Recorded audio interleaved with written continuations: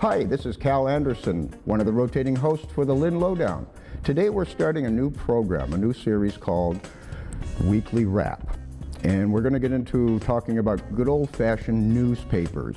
I mean, this is the age of electronics, all kinds of devices, news coming in. Sometimes it's news, sometimes it isn't. But we're going to go back to the basics of what real journalistic news is. And we have a guest today. Who could come up with better descriptions of news and talk intelligently than a news editor? So we have today news editor Thor Jourgensen of The Daily Item. Welcome to the show. Thank you very much. Let me correct you right off the bat. We're working at the item to be good. We're not old-fashioned. We're staying abreast and on top of what's going on in Lynn and surrounding communities.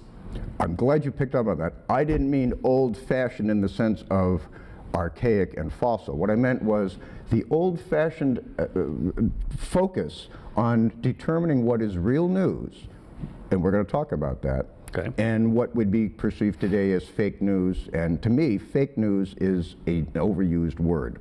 A lot of times somebody says it's fake news merely because they disagree with it or it's another opinion. But today we're going to start with the basics about how a newspaper is laid out. And sure. Fire a few questions. Yeah. Well, I just want to also tell you that I have a quasi-journalism background too. I was a communications major at Northern Essex Community College. I was co-editor of our newspaper. We got into radio and TV at the time. And this became my Bible. The book called Interpretive Reporting by Curtis McDougall. You've probably never heard of it. Did you ever cover any news stories? Yes, and as I said, I was the op-ed editor for our newspaper, and we covered news on the campus. And I will tell you, one thing that we stressed in this book is ethics. And I'm showing a picture of my late Professor Betty Arnold. She taught us everything about ethics and how to do it right and not start that slippery slope down to just rumors. So what we started first with was the basic 5 W's. What are those, Thor? Who, what, when, where, why. But let's get into what you asked. Fake news. Where does that come from? It seems to have surfaced somewhere around November 9th last year. Well, it was kind of in vogue before then. I think there was usurped that. Now, the thing is, to me, news is something that is reported and researched by, and you have to admit, this is where there's so many people just putting out information, but if you go to the staid, respected news agencies, such as, and this is why I'm a fan of local newspapers. I come from Keene, New Hampshire, and we had the family-owned newspaper up there. It was the 9th oldest in the country, the Ewing family. And in Lynn, for generations, we had the Gamage family. So let's talk about how news is covered. You got to go to the story. If something's happening, you got to be there. Can't be on the phone or looking online to find out what's going on. Go to the story. Anytime I cover a fire or someone, that's the most basic story you could almost cover, live action event. Who's around? Did they see anything? What's going on? Who's in charge? Who can tell you what happened? You can use that template or model for covering news for even the most complicated story. Are you getting all sides of the story? Are you discounting someone too quickly you're talking to? Are you making an assumption that someone didn't see something or isn't involved and may be? It's a matter of talking to everyone, discounting no one, going into any story with open eyes, but foremost and most important, getting to the news, going to where the story is happening and where people are talking about it and where it's occurring and getting off your butt. That's called localizing. That's what journalism is. It's getting off your butt and getting to where the news is. And the 5 W's should be covered as a basic rule in the first 6 inches. You're making me sound very old. The well, 5 no, W's. I'm just explaining to people that a lot of people don't know the newspaper anymore. What, when, where, why. And Did all we in get the 5? first 6 inches, because if And it's... how, I always used to hear. What happened? Well, that's an H, but it's... But it's important. Yes. How did it happen? I think that comes in with the meat of the article after you get into So your first covering good it. way to detect fake news is to look for the dearth of any explanation or background this happened or this got said. What's the context? What was happening before then?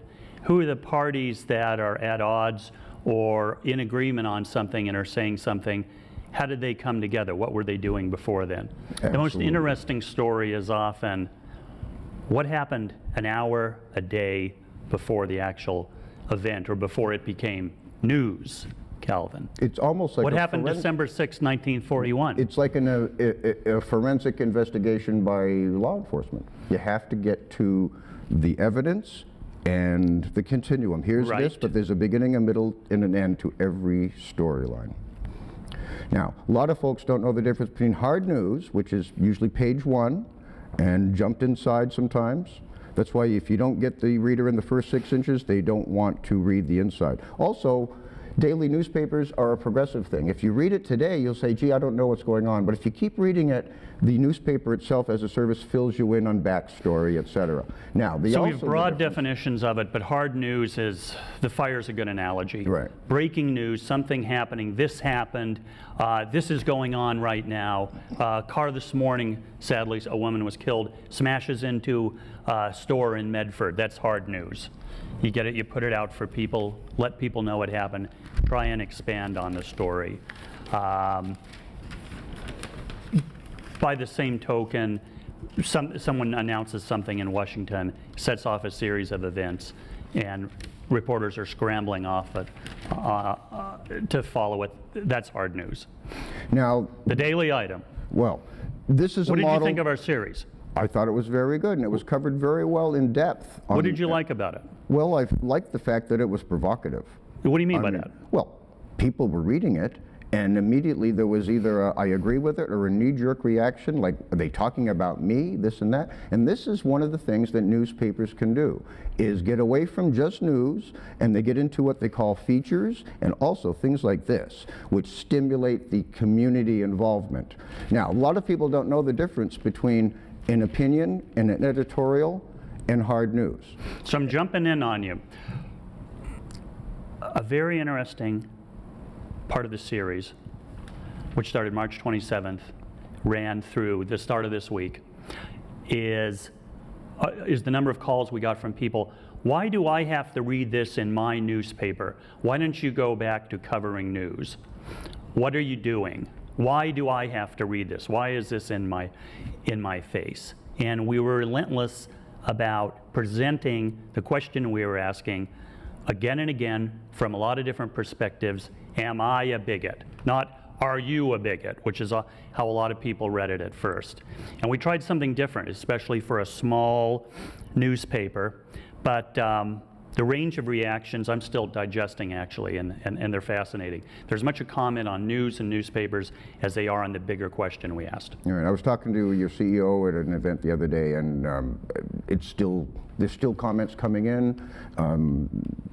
People in the street are telling me, gee, you know, people are offended by this. They're threatening to cancel their subscriptions. And I say, why? It's actually the best thing is to show how your local newspaper impacts the public. Now, a lot of folks don't know the difference between an editorial and an opinion. Editorial is the stated view of the newspaper. Yes, as an institution. And a commentary would be an individual or somebody from the newspaper or a guest, a pillar of the community who is invited to write a personal opinion. Mm-hmm. A lot of times people don't know the distinction. That a true editorial is the newspaper speaking, not one person. Everybody got around the boardroom table, publishers on down, and agreed. And that lends credibility to the newspaper as an institution. It's just not a publication that somebody says, I'm going to put this out. And then there's online publications that can just put out anything.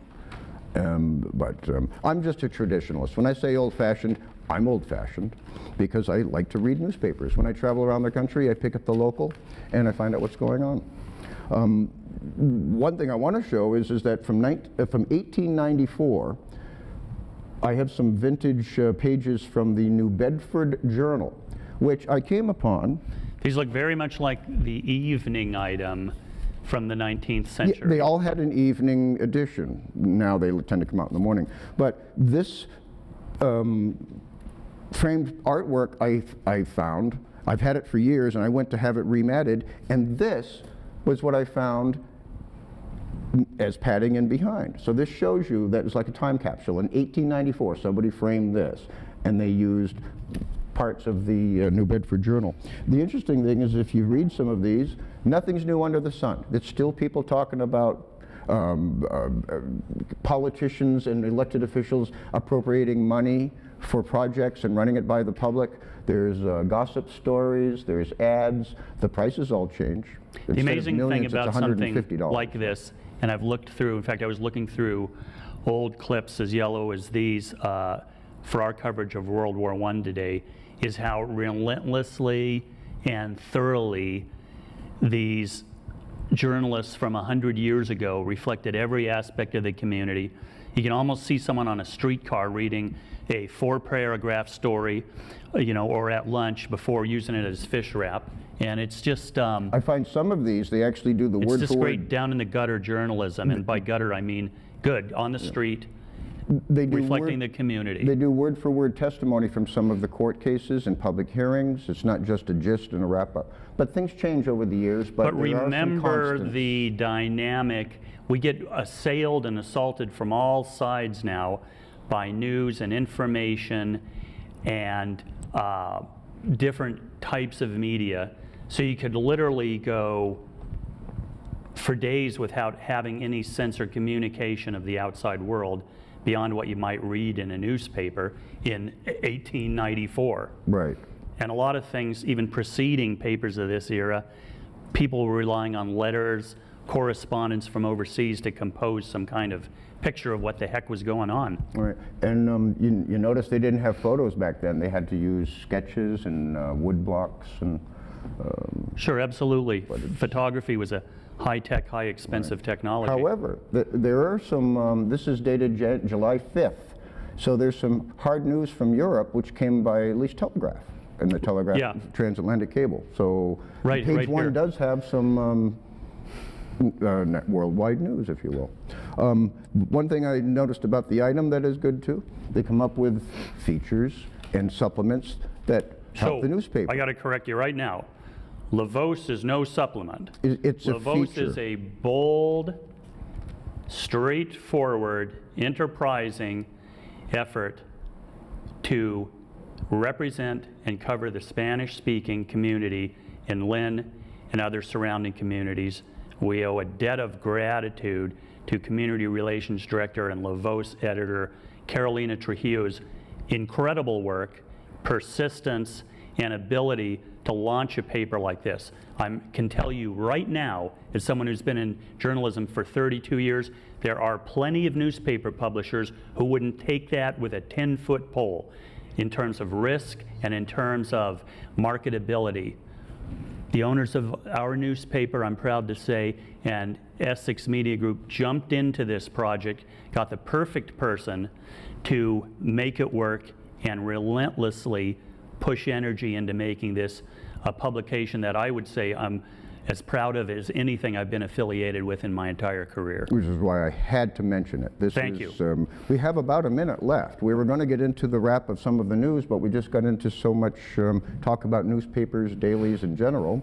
So we'll start What that interested next you week. this week? Well, all these copies of the item here. Well, I started last Saturday. What are you going to do with them all? Well, they're just for props. There's a rumor from our publisher that some people have leather-bound editions of the publication. Well, what I do is that the destination of those, sir? No. What I do is I read online, and they drop this off at my front porch, and what I'm doing is using them for this program, and then I'm passing them on. So these will be read by at least 3 people. Thank you. Well, the interesting thing is we're at the end of the fiscal year, so some of the fire stations are shut down in brownouts. We've got a mayor's race coming up, and the city council and school committee are coming up. Wonderful things happening all over the region, because the item doesn't just cover Lynn. It's a true regional newspaper. It's more into some of the, and congratulations on just taking on a focus on Malden and the Medford area too. I used to live over there for 10 years. Very good. So we really have to wrap this up now. This program, the weekly wrap, is a work in progress. It's going to evolve. I'm looking for people to come in on a regular basis on a Friday morning, maybe be a co-host, add some things. We'll be talking about news events from the item and other dailies. And I just want to thank Thor for being here. Appreciate it. I've known you for some time. I always look forward to seeing you. Well, thanks for the invitation. On this side of being interviewed. And I we thank usually all of our interview readers for reading the Daily Item and itemlive.com. And remember, Lynn Community TV is your community TV station, so come on down and join, and this could be your program. And until next time, and every day, and every way, keep loving Lynn!